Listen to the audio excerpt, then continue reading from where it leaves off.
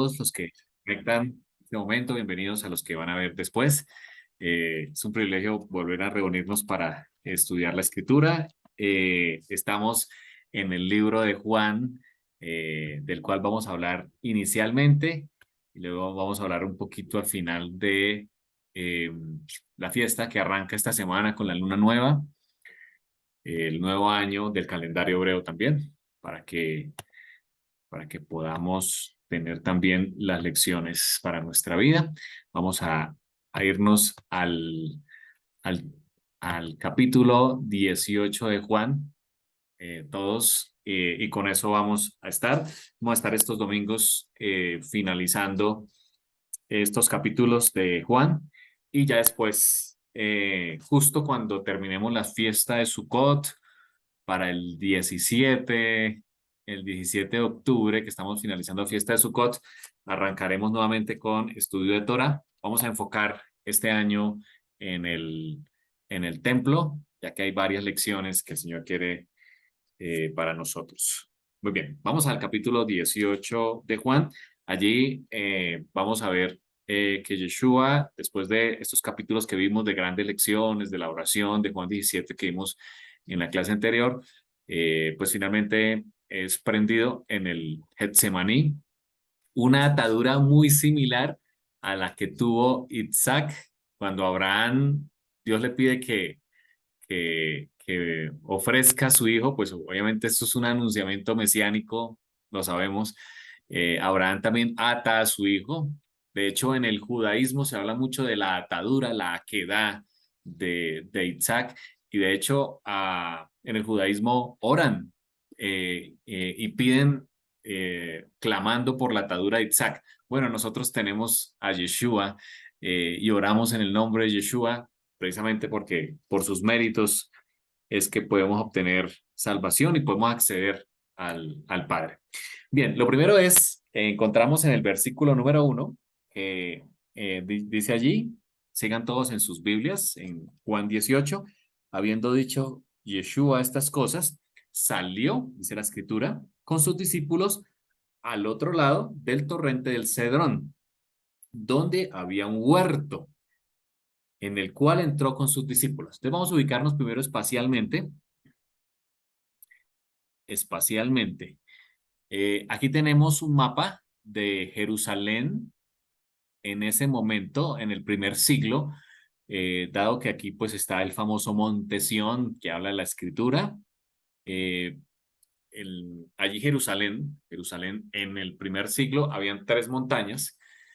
Por eso es que cuando Dios le dice a Abraham que vaya y sacrifique a Isaac, eh, y él le dirá en cuál de los montes, y se fue precisamente a la región, le dijo a la región de Moria, hizo a la región de Moria y uno de los montes. Bueno, los eruditos dicen que pudo ser precisamente en el monte central, quizás en el mismo lugar donde se sacrificaba el cordero. Años más tarde, allí en Jerusalén, fue donde Abraham iba a sacrificar a Isaac, a su hijo. Entonces tenemos en Jerusalén tres montes: el monte Sión al occidente, el monte Moria en el centro, donde está ubicado donde estuvo el templo. Hoy es una explanada, hay unas mezquitas islámicas actualmente allí, en la explanada del templo. Este es el monte Moria, y al oriente está un monte muy importante para nosotros, quienes creemos en Yeshua o en Jesús, el monte de los olivos, que para mí tiene todos los eventos significativos de Yeshua, suceden aquí en el monte de los olivos. Y en el primer siglo habían unos valles que, dependiendo de la época de la lluvia, se convertían en torrentes o en arroyos. En la parte occidental, el valle de Hinnom. Este valle de Hinnom es donde se quemaban las basuras. De hecho, la palabra que hoy conocemos, o que se traduce al español como infierno, viene de allí, de Hinnom, porque todo el tiempo allí el fuego estaba ardiendo continuamente, y en donde se quemaban los residuos de la ciudad.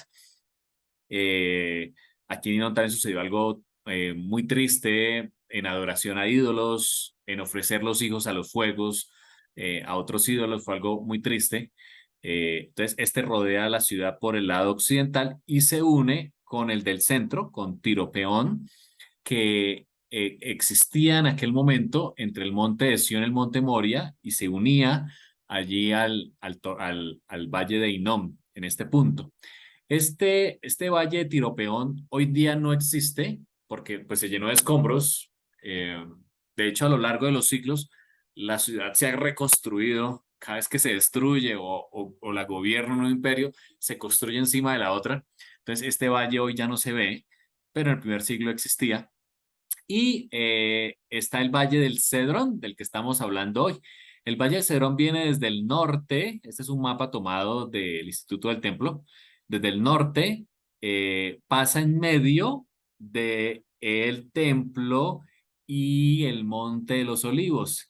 Y por aquí donde estoy señalando está el famoso Huerto del Getsemaní, que es muy importante para nosotros, los creyentes en Yeshua. Y este torrente sigue hacia el sur y se une con los demás valles. Hay algo interesante aquí en este torrente del Cedrón, y es que este torrente del Cedrón, cuando es un torrente, aquí vemos unas imágenes del torrente, en algunas épocas está seco, otras veces está pues con agua, dependiendo de las lluvias. Los desechos de sangre, el exceso de sangre del santuario se arrojaba aquí. Entonces, por ejemplo, cuando ya, pues imagínense la cantidad de animales todos los días siendo sacrificados en el altar, especialmente en las fiestas, o cuando los reyes como Salomón, que ofreció 70 carneros, y de hecho en la fiesta de Sucot se ofrecían 70, uno por cada nación, aludiendo al número de naciones, pues esto se convertía en un valle que transportaba todos esos residuos. ¿A dónde descarga el Valle del Cedrón? Al Mar Muerto. En el Mar Muerto llegan todas las aguas del Valle de Cedrón.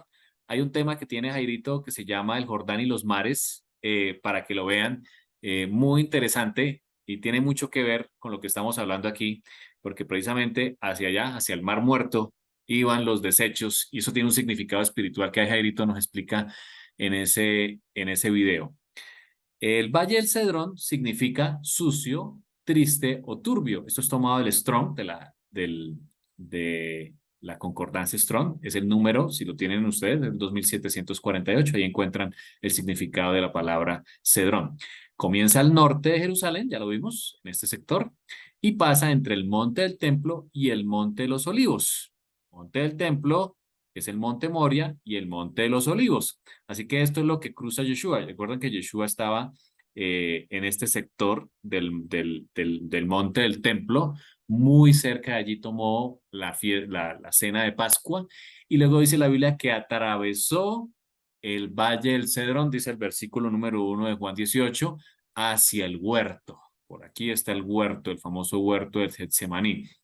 Bueno, a este valle, siendo David el rey, aquí en Jerusalén, a él se refiere el Salmo 23:3, el famoso Salmo 23, cuando dice, cuando ande en valle de sombra y de muerte. Bueno, este se llamaba el valle de sombra y de muerte. De hecho, llevaba los residuos, ya hablamos del templo, iban por este lado hasta el Mar Muerto.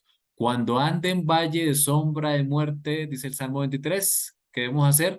No temeré, no temeré cuando esté en el valle de sombra y de muerte, porque tú estarás conmigo. Precioso salmo. Bueno, Yeshua atravesó, dice Juan 18:1, el valle de sombra y de muerte. Y eso tiene un significado espiritual preciosísimo. Justo antes de su muerte, él atraviesa el valle de sombra y de muerte. Y él nos dice hoy a ti y a mí que aunque andemos quizás en algún momento en un valle de sombra, de problemas en nuestras vidas, dificultades, porque pues en esta época mundial pues no faltan los problemas, aunque estemos en los problemas, en las necesidades de índole de salud que sufre el mundo, financieros, problemáticas sociales, aunque andemos en el valle de sombra de muerte, la Biblia nos dice que Yeshua lo atravesó con sus discípulos y él hoy quiere atravesarlo contigo, quiere atravesar ese problema que tenemos, así como él atravesó el Cedrón para encontrarse aquí en el Getsemaní de rodillas ante Dios Todopoderoso, bueno, Él también quiere atravesar con nosotros este valle del Cedrón, el valle de sombra y de muerte. Y fue precisamente aquí, en el Getsemaní, después de atravesarlo, donde Él oró al Señor y aquí fue tomado preso. La escritura nos dice que en este valle, en el valle del Cedrón, en el valle del Cedrón serán juzgadas las naciones. Vamos a verlo. En Joel, en el libro de Joel, el profeta Joel en sus Biblias, Joel capítulo 4, discúlpeme, no es el 4, es el 3, allí me equivoqué. Joel capítulo 3, porque 4 no hay.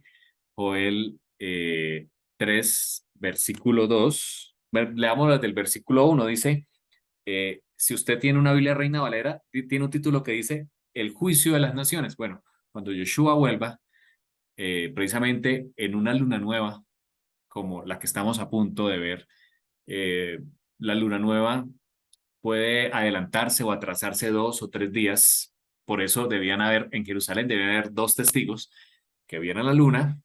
Cuando veían la luna, eh, cuando ya empezaba a astillarse, o sea, el primer destello de luz, iban donde el sacerdote, allí en el templo, se presentaban en el templo y le decían al sacerdote, hemos visto la luna. El sacerdote lo verificaba con el concilio y luego lo anunciaban. Lo anunciaban. Había un sonido de trompeta desde la parte alta del templo. Uno de los levitas anunciaba que había luna nueva. Muy bien, así será la venida del Hijo del Hombre, aunque no sabemos el día ni la hora, dice la Escritura, pero sabemos la estación. Sabemos la estación. Y en una luna nueva como esta ocurrirá lo que habla Joel en capítulo 3, versículo 1 y 2. Dice, he aquí que en aquellos días y en aquel tiempo que haré volver la cautividad de Judá y de Jerusalén. Dice, reuniré a todas las naciones, dice la escritura, a todas las naciones, y las haré descender al valle de Josafat. El valle de Josafat es el mismo torrente del Cedrón, de acuerdo a la escritura. El valle de Josafat, el que está aquí en color azul oscuro, es el torrente del Cedrón que desemboca en el Mar Muerto. Aquí tenemos a la mitad el torrente del Tiropeón, y a la izquierda el Genema. El Gena es el mismo donde se quemaban las basuras, se unen en un solo. Fíjense que esto forma una figura, esto forma una letra hebrea, la letra Shin. La letra Shin es la inicial de El Shaddai. El Shaddai es uno de los nombres del Todopoderoso, implica eso, ¿no? El Todopoderoso, el que está al control de las cosas. Precisamente, Él está al control de todo lo que hacemos, el control de la historia. Eh, Sigue diciendo aquí que antiguamente, ya lo dijimos, se arrojaban en ese valle los desperdicios de la ciudad y todo objeto idolátrico, allí en el valle del Cedrón, para ser quemado cuando se hacían limpiezas de estas cosas por un rey piadoso. Vamos a Primera de Reyes, lo podemos ver en nuestras Biblias, Primera de Reyes, capítulo 15. Primera de Reyes, capítulo 15, versículo 13, dice, también privó a su madre Maaca de ser reina madre. Estamos hablando del reinado de Asa sobre Israel, porque había hecho un ídolo de acera. Además, deshízolo Asa, el rey Asa, el ídolo de su madre, y lo quemó junto al torrente del Cedrón. Entonces, aquí también se quemaban los objetos idolátricos. Tiene mucho significado espiritual este el torrente del Cedrón, porque implica la limpieza que el Señor hacía sobre su pueblo. Este torrente arrastraba la sangre de los sacrificios del templo y desembocaba en el Mar Muerto. Ya lo mencionamos. Allí serán arrojados los cadáveres resultantes de la batalla final. Vamos a verlo en Jeremías, en el profeta Jeremías, capítulo 31 y el versículo 38, 31, 38, después de hablar del nuevo pacto. Dice, aquí vienen días, dice Adonai, en que la ciudad será edificada, Adonai, desde la tierra, desde la torre Hananael hasta la puerta del ángulo. Aquí está hablando acerca precisamente de ese momento en que será edificada, dice la escritura. Sigamos leyendo, versículo 39, y más allá del cordel de la medida, delante de él sobre el collado de Garet y rodeará a Goa. Aquí viene el punto, versículo 40. Y todo el valle de los cuerpos muertos y de la ceniza y todas las llanuras hasta el arroyo del Cedrón, dice el profeta, hasta la esquina de la puerta de los caballos al oriente, será santo Adonai, no será arrancada ni destruida más para siempre, es una promesa, más para siempre. Así que, conocedores de la escritura, y que en algún momento pues vamos a puntualizar sobre el punto, sobre este tema, habrá una batalla aquí, en este punto, y precisamente el torrente del Cedrón será que será encargado de llevar la sangre de que hará correr después de esa batalla. También en este torrente de Cedrón, si Yeshua hubiera aceptado la tentación de Satanás en Mateo 4 5 al 7, en Mateo 4 en una de las tentaciones, donde se le presenta el Satán o el adversario a Yeshua, le dice la escritura que el diablo le llevó a la santa ciudad, es decir, aquí en el pináculo del templo es por acá, justo al frente del Valle del Cedrón, y le puso sobre el pináculo y le dijo, si eres el Hijo de Dios, échate abajo, porque escrito está, a sus ángeles mandará cerca de ti, y en sus manos te sostendrán para que tu pie no tropiece en piedra. Yeshua contestó, escrito está también, no tentarás al Señor tu Dios. Bueno, si Yeshua hubiera aceptado la tentación, hubiera caído en el Valle del Cedrón, el cual pues ya sabemos que tiene un simbolismo para todos nosotros. Así que el Valle del Cedrón es un valle muy importante, es el que está entre el monte del templo y el Getsemaní, el que llevaba los residuos del templo. También cuando se quemaban ídolos, allí es donde se hacía la limpieza de la idolatría. eh, Toda esa idolatría desemboca en el Mar Muerto, también de acuerdo a Jeremías 31-38, este torrente cargará la sangre de la batalla que será llevada a cabo aquí en Israel. ¿Qué más encontramos? Aquí tenemos una imagen de Jerusalén en los tiempos bíblicos. Eh, Vemos aquí que está el monte del templo nuevamente. Este es un mapa más ilustrativo. Aquí está el monte de los olivos. Fíjense que aquí está el valle del Cedrón. Aquí tenemos el Getsemaní. El Getsemaní se ubica justo enfrente de la puerta del templo. Es un sitio muy importante porque dice la escritura, volviendo a Juan capítulo 18, que también Judas, versículo 2 de Juan 18, el que le entregaba conocía aquel lugar, o sea, el huerto del Getsemaní, porque muchas veces Yeshua se había reunido con sus discípulos allí.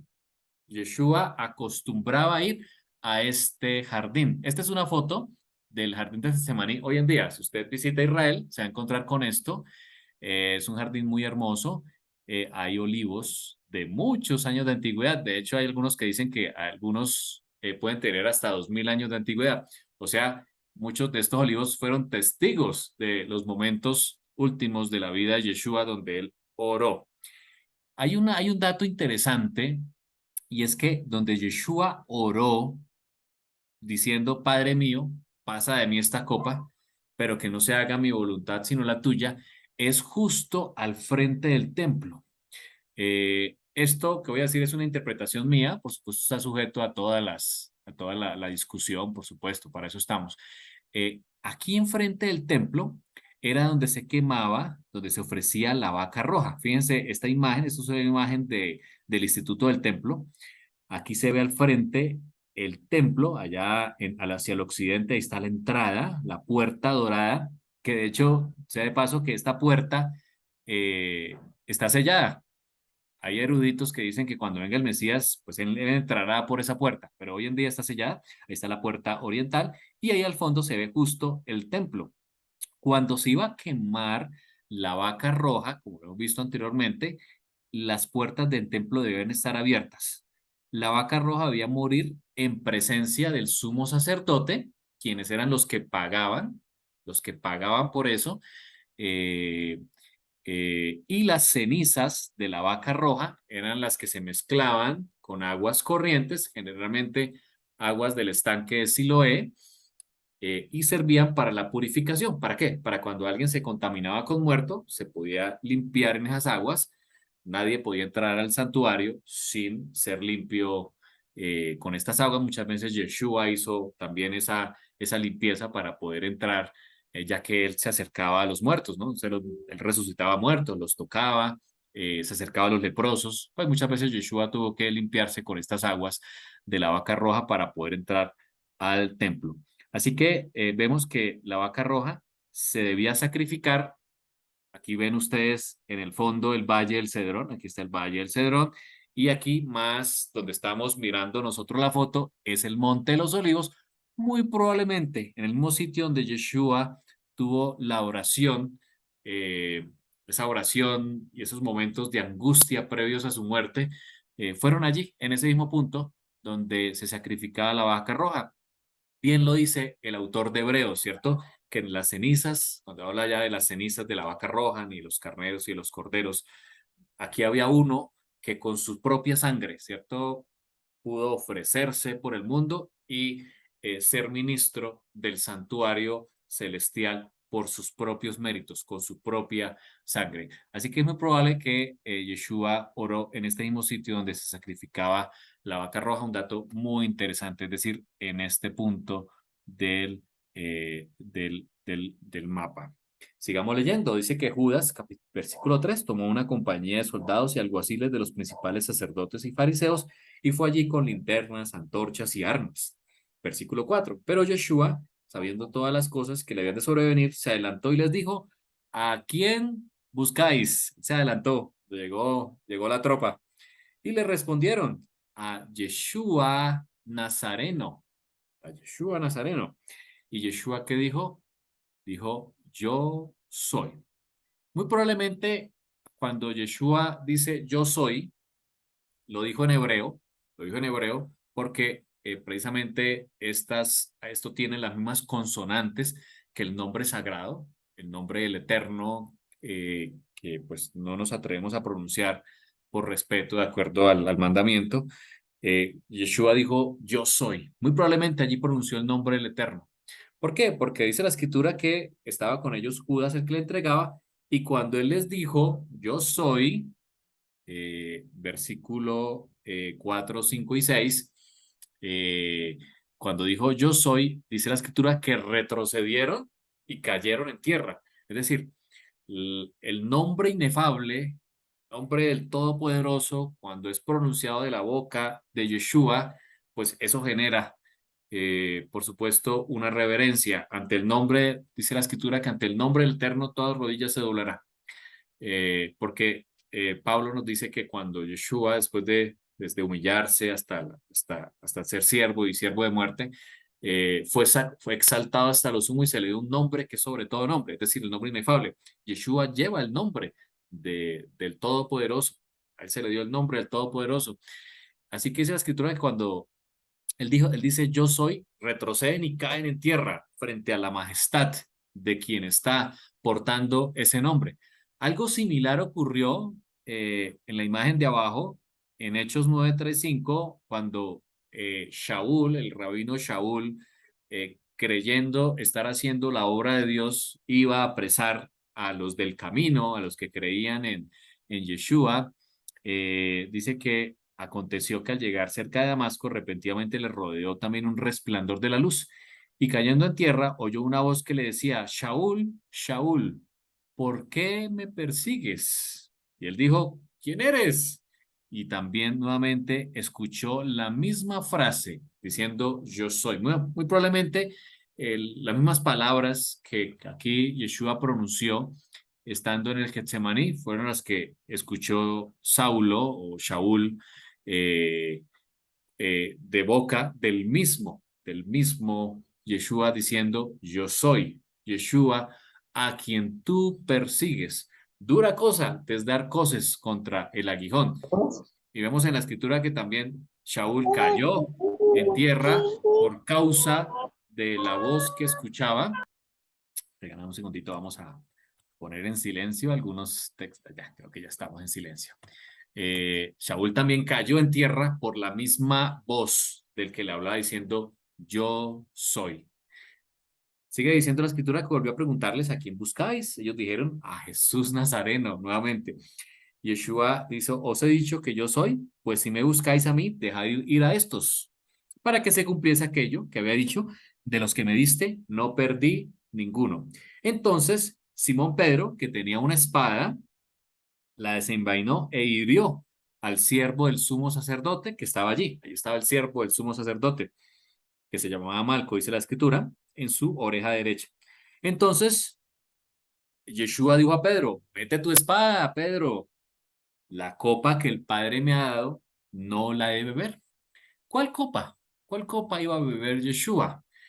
En la escritura se habla especialmente en Apocalipsis de las copas o de la copa de la ira del Dios Todopoderoso. Bueno, Yeshua iba a beber por nosotros la copa de la ira que nosotros debimos beber por causa de nuestro pecado, de desviarnos de la Torá, de la escritura. Yeshua la bebió por nosotros. Y por eso aquí le dice a Pedro, ¿puede beber la copa que el Padre me ha dado? Entonces dice que la compañía de soldados, aquí nótese soldados, no son soldados los que estaban aquí romanos. Los romanos aquí no tuvieron nada que ver. Recuerden que el templo tenía levitas y tenía levitas que custodiaban la entrada, que funcionaban como porteros, o chomrin en hebreo. Se les llamaba también soldados. Bueno, son estos. Ellos fueron los que tomaron, dice la escritura, dice que los alguaciles de los judíos prendieron a Yeshua, lo prendieron. Y aquí se cumplió la profecía de Abraham, cuando Abraham también ató, o la famosa Akedah, la atadura, ató a Isaac como símbolo o como tipo de ese Yeshua, justo en el monte Moria, donde más tarde se iban a ofrecer sacrificios. eh, Yeshua aquí fue atado como perfecto cumplimiento mesiánico de esa profecía de Génesis donde Abraham ató a Isaac. Y le llevaron primeramente a Anás. Anás era suegro de Caifás. Anás era un hombre ya de unos 80 años. Era el sumo sacerdote de aquel momento porque no había muerto. Anás y Caifás eran parte de los sacerdotes. Ellos, digamos, por dinero habían comprado el sacerdocio, eran de los saduceos. Saduceos eran una de las sectas que vivían en aquel momento. Tenían características diferentes. De hecho, muchos de los estudiantes de la Biblia ya no consentían con ellos. Por eso encontramos muchos en la región del Mar Muerto o la secta del Mar Muerto, donde se encontraron los rollos, ya se habían alejado del templo y vivían aparte porque no estaban de acuerdo con las políticas de estos que estaban al frente como sacerdotes.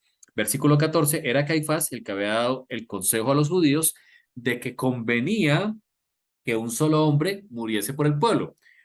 Caifás había dado una profecía, eso está en Juan 11:49, donde él dijo que era mejor que un hombre muriera por el pueblo y no todo el pueblo. Bueno, fue una profecía mesiánica porque precisamente Yeshua iba a morir por todo el pueblo.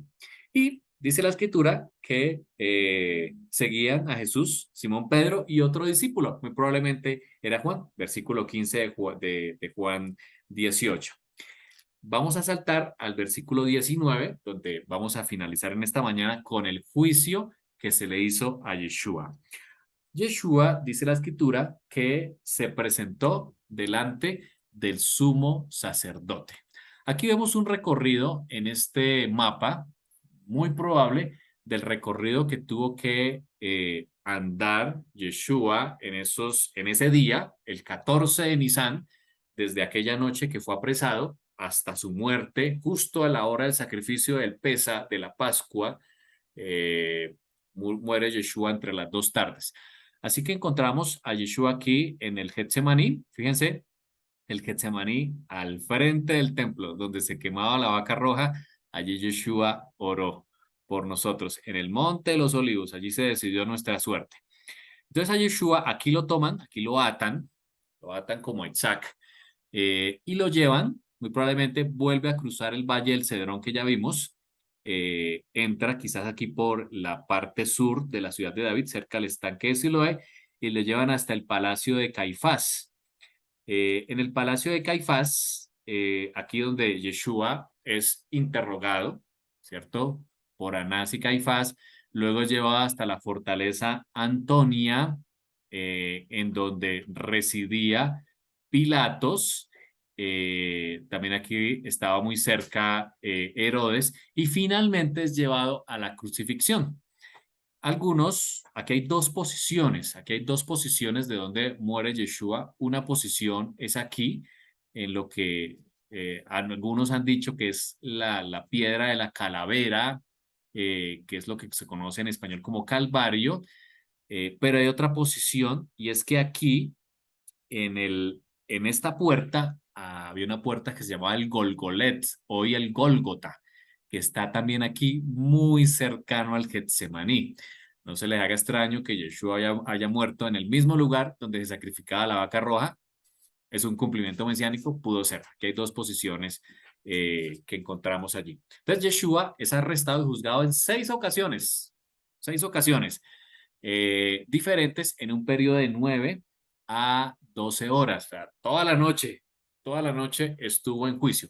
La mayoría de estos juicios fueron ilegales, de acuerdo a la Torá, porque no buscaban la imparcialidad, que para eso había un concilio, se debían presentar dos testigos.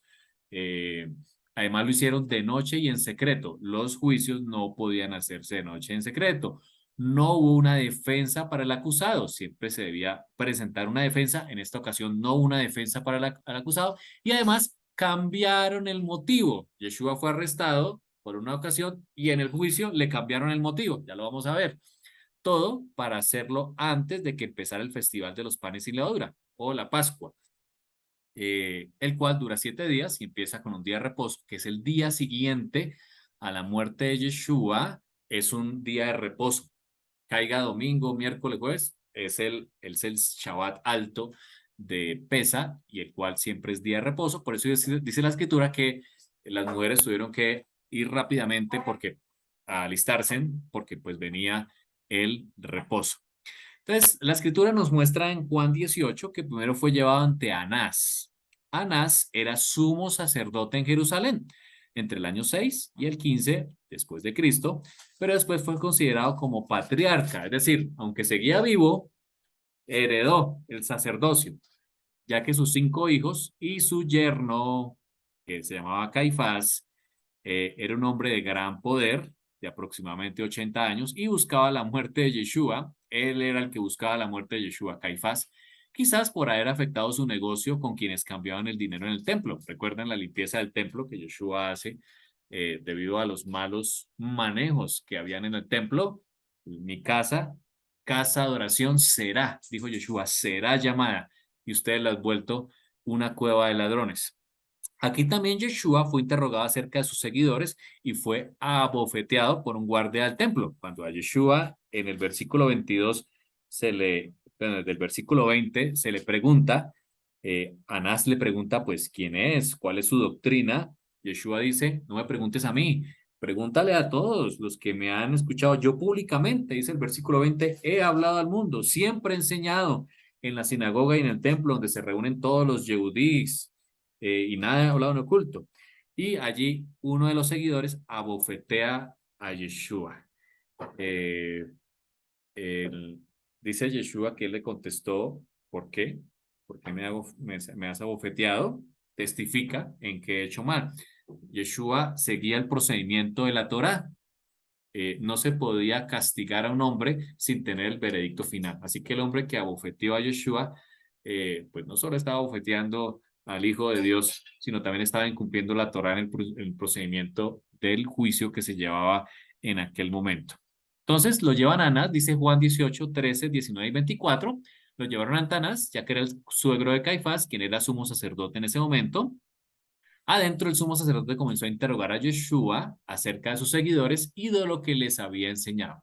Entonces Anás ató, cumpliendo la profecía de Abraham, ató a Yeshua y lo envió a Caifás, el sumo sacerdote.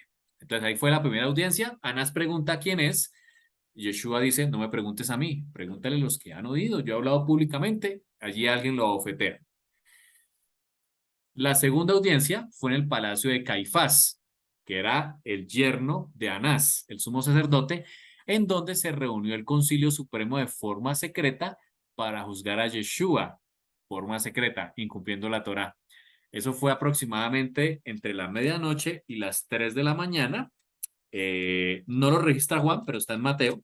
En Mateo 26 encontramos que precisamente Yeshua fue llevado ante Caifás, versículos 57 al 68 nos muestra que Yeshua fue llevado allí. Allí lo pueden ver en sus Biblias. Esto fue ilegal de acuerdo a las leyes hebreas, de acuerdo a la Torá, porque fue en una residencia privada, no podía hacerse en una residencia privada, no hubo testigos, siempre en un juicio, de acuerdo a la Torá, deben haber por lo menos 2 testigos.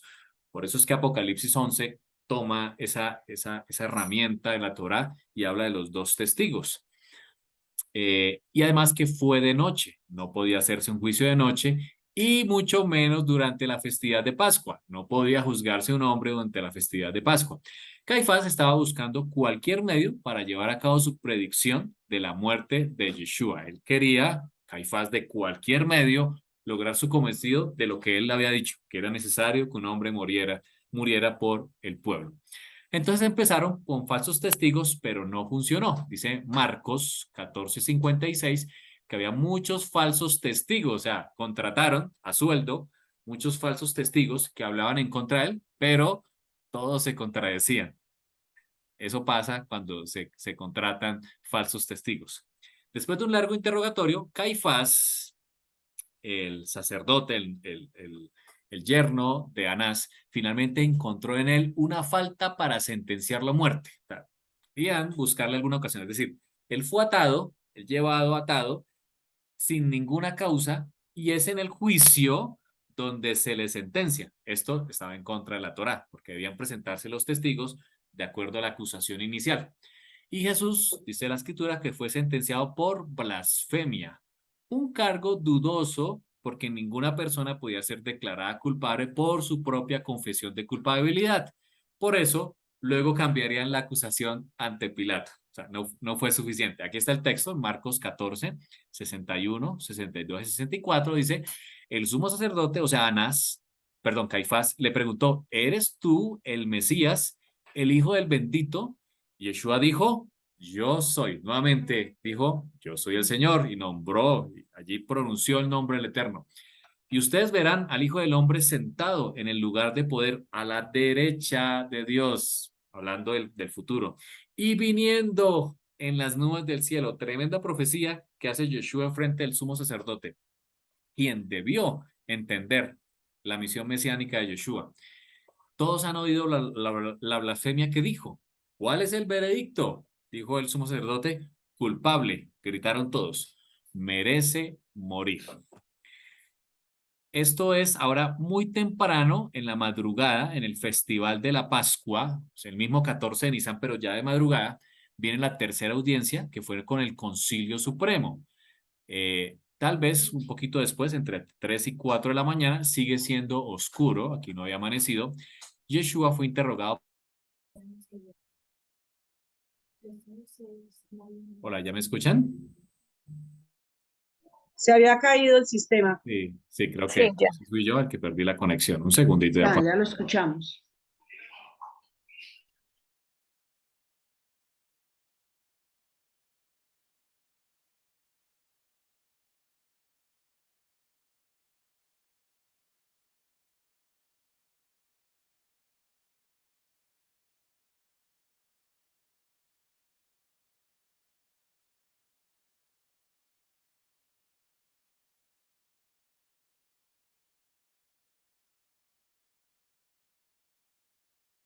Aquí ya estamos nuevamente, me disculpan, algo pasó con la conexión. Entonces, tercer concilio, Yeshua fue interrogado, la tercera audiencia, por el Concilio Supremo, ahora por el cargo de blasfemia, el que se encontró en la casa de Anás. De Caifás se encuentra el cargo de blasfemia y pues es interrogado por aquello.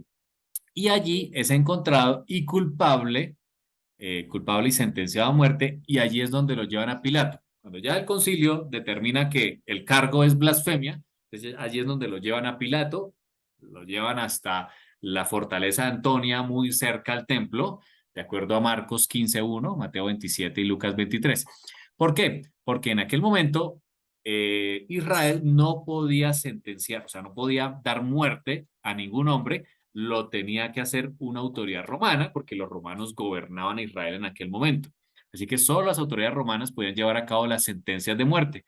Se le había quitado esta autoridad a todo reino conquistado, por lo cual el Concilio Supremo no podía ejecutar a Yeshua. Por eso fueron ante Pilato con todos estos argumentos inventados con el fin de dar muerte a Yeshua. Aquí ya estaba amaneciendo el 14 de Nisan. Todos los ancianos del pueblo se reunieron, dice Lucas 22, incluidos los principales sacerdotes, los que estaban allí, por supuesto estaba allí Caifás, y los maestros de la ley religiosa. Llevaron a Yeshua ante el concilio supremo. Entonces todo el concilio, dice Lucas 23:1, llevó a Yeshua ante Pilato, el gobernador romano. Y allí viene Pilato a hacer la cuarta audiencia frente a Yeshua. Pilato, gobernador romano de Judea, o sea, estaba encargado de esa región de Judea entre los años 26 al 37 después de Cristo, o sea, precisamente en el momento en que Yeshua iba a ser sacrificado y quien se encontraba en Jerusalén para mantener el orden durante las festividades judías. ¿Por qué? Porque en las festividades venían personas de todo el mundo, venían inclusive los que llamaban los griegos, pero eran israelitas que vivían en la dispersión y otras personas que se acercaban a la fiesta, inclusive extranjeros, venían a la fiesta.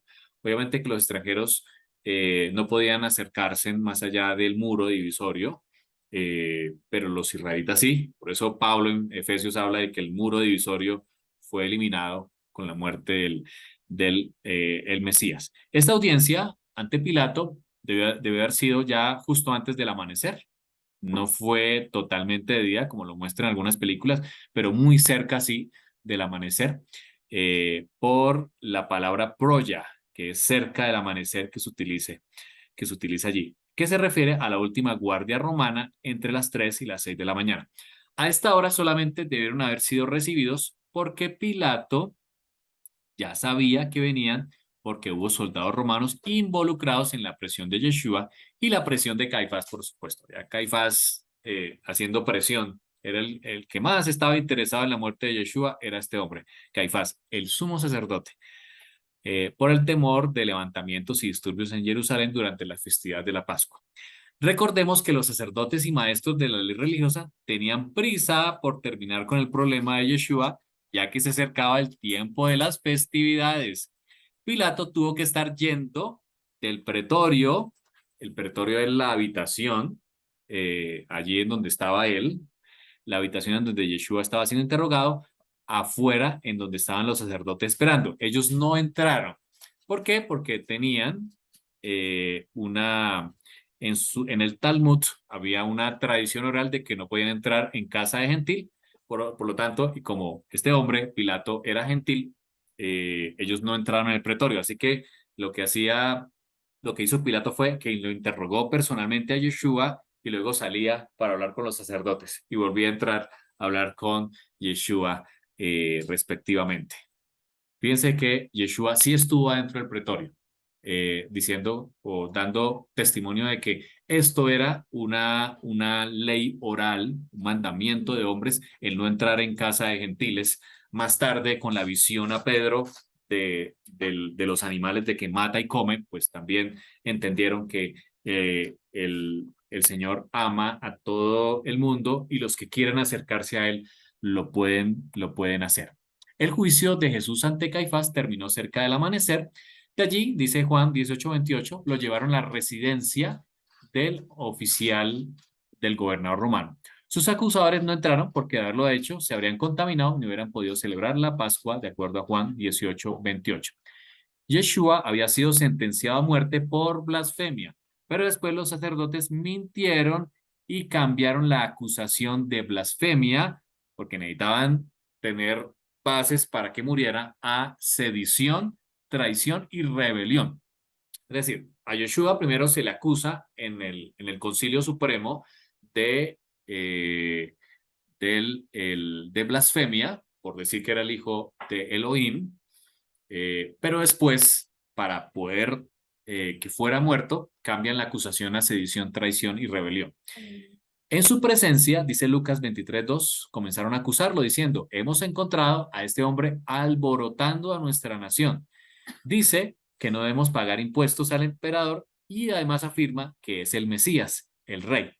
En realidad, Yeshua había dicho en Lucas 20, del 23 al 25, Yeshua se dio cuenta de la trampa y dijo, muéstrenme una moneda romana. ¿A quién pertenece la imagen y el tributo grabados en la moneda? Al César, contestaron.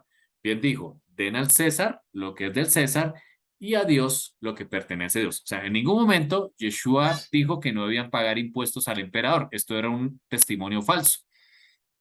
Por supuesto, afirmaba que era el Mesías, porque no podía decir mentiras. Él era el Mesías, el rey de Israel. Por supuesto que lo era. Así que esta era una acusación falsa delante de Pilatos que trajeron los principales del templo. Luego dice la escritura que Pilato volvió a entrar a su residencia, donde estaba Yeshua, y lo interrogó.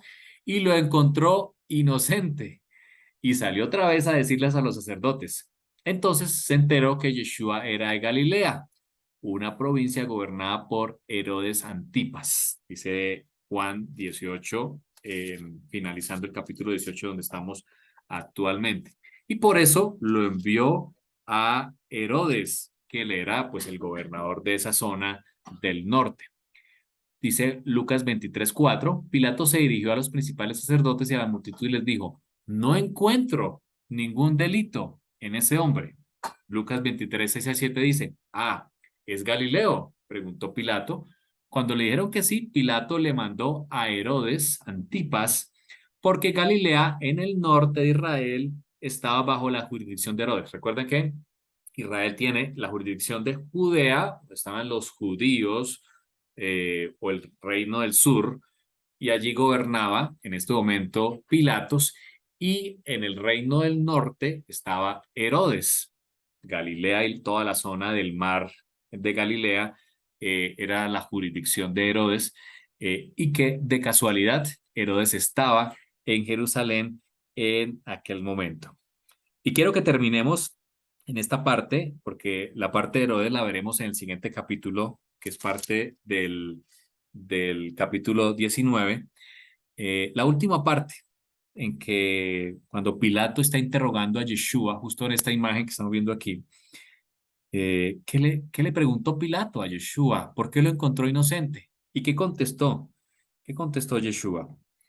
Dice la escritura, versículo 33 de Juan 18, aquí terminamos, que Pilato volvió a entrar en el pretorio, llamó a Yeshua y le dijo, ¿eres tú el rey, el Melech de los judíos? Y Yeshua respondió, ¿dices esto por ti mismo o te lo han dicho otros de mí? Pilato le dijo, ¿yo soy acaso judío? Tu nación y los principales sacerdotes te han entregado a mí. ¿Qué has hecho? Y Yeshua dijo, mi reino no es de este mundo, no es de este mundo. Si mi reino fuera de este mundo, mis servidores pelearían para que no fuera entregado, pero mi reino no es de aquí. Allí estaba declarando que él era el Hijo de Dios. Y Pilato le dijo, ¿luego eres tú rey? Y Yeshua dijo, tú dices que yo soy rey. Para esto he nacido. Ahí Yeshua le estaba dando la misión de su vida. He nacido para ser rey. Para esto he venido al mundo, para dar testimonio de la verdad. Aquel que dijo, yo soy el camino, la verdad y la vida, estaba diciendo, yo he venido para dar testimonio de la verdad. Yeshua es el enviado del Padre, es el enviado, es el que Dios eligió para dar testimonio de la verdad. Y termina diciendo un versículo tremendo cuando dice, todo aquel que es de la verdad, oye mi voz. Aquí es donde el escritor, y por supuesto inspirado por el Rúa, por el Espíritu, nos lleva a nosotros a preguntarnos, ¿estamos en la verdad? ¿Escuchamos la voz de Yeshua? Él es, dice la escritura, el que habla con gemidos indecibles. Por eso Pilato le responde en el versículo 38, ¿qué es la verdad? No sabemos. Parece que Yeshua no respondió allí. Dice que cuando dijo esto, salió otra vez a los judíos y les dijo, no hallo ningún delito. Eh, pero vosotros tenéis la costumbre de que os suelte uno en la Pascua. Había una costumbre de soltar a un preso, de dar libertad. ¿Queréis pues que os suelte al rey de los judíos? Versículo 40. Todos dieron voces de nuevo diciendo, no a este, sino a Bar Abá, traducido en nuestras Biblias como Barrabás. Bar Abá quiere decir el hijo del padre. Algunos eruditos indican que Bar Abá tenía el mismo nombre de Yeshua. Así que habían dos Yeshuas allí. El Bar Abba, que significa hijo del padre o Barrabás, y también el Ben Elohim, el hijo de Dios, o también el hijo del padre.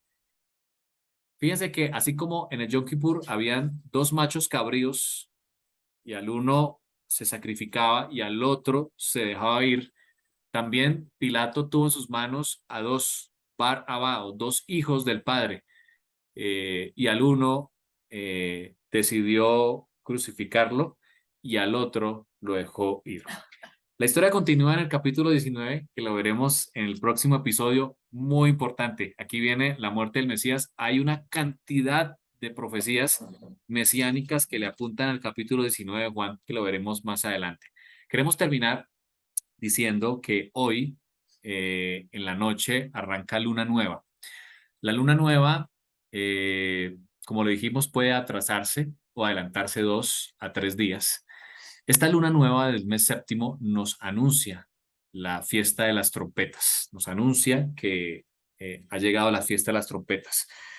Quizás en una fiesta como esta, como la que estamos a punto de celebrar, volverá el Mesías, porque él dice la escritura que al sonido de trompeta, él regresará. Así como Moshe, después de las 3 cuarentenas y de subir 2 veces al monte, descendió también en un Yom Kippur o en un 10 de Tisri, es muy probable que Yeshua también descienda en una fiesta como estas. Es tiempo de acercarnos al Eterno. Cada vez el mundo está más convulsionado y lo que ustedes ven en las noticias también, sabemos que este regreso está pronto. Dice Ezequiel 46, 1 y 3, esto es lo que dice Adonai, el Eterno. La puerta oriental del patio interior será cerrada en los 6 días de trabajo, pero en Shabbat será abierta. Y en Rosh Hodesh, o sea, en luna nueva, cada vez que había una luna nueva, se abría la puerta del templo. No en vano, todos conocedores que en el cielo hay un templo, del cual se tomó como modelo el de aquí. Un día como hoy, en esta luna nueva, se abre la puerta del cielo. Y es el momento para que nosotros nos acerquemos al Eterno. El pueblo, dice la escritura, se postrará en adoración delante de Adonai a la entrada de la puerta en Shabbat y en Rosh Hodesh, o sea, en luna nueva. Un día como hoy es momento de acercarnos al Eterno, porque se abre la puerta del cielo, una oportunidad para acercarnos. Esa puerta se cerrará en Yom Kippur. La puerta del templo se cerraba en Yom Kippur y por eso la expresión que heredamos nosotros de que se cierra la puerta de la gracia, bueno, en Yom Kippur al finalizar se cerraba la puerta y eso sucederá también este año. En el Strong 8643, terúa significa también clamor.